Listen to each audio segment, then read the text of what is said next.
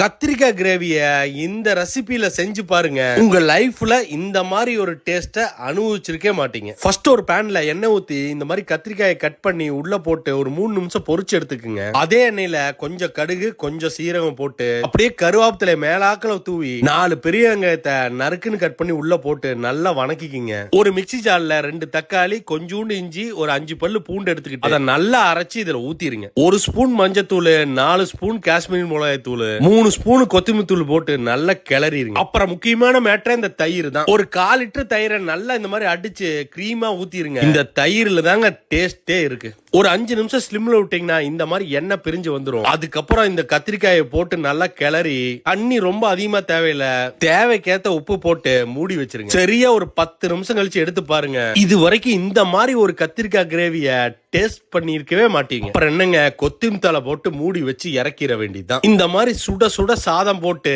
அது மேல இந்த கத்திரிக்காய் கிரேவிய போட்டு அப்படியே பெனஞ்சு டேஸ்ட் பண்ணி பாத்தீங்கன்னா அட்டட்டா அப்படியே சொர்க்கத்துக்கே போயிருவீங்க. யாருக்கெல்லாம் இந்த கத்திரிக்காய் ரெசிபி பிடிச்சதோ ஒரு லைக்க போட்டு இந்த வீடியோ ஷேர் பண்ணிருங்க. இந்த மாதிரி அப்டேட்ஸ்க்கு மறக்காம நம்மள ஃபாலோ பண்ணிக்கிங்கன்னா ஹோண்டா கார்த்திக்.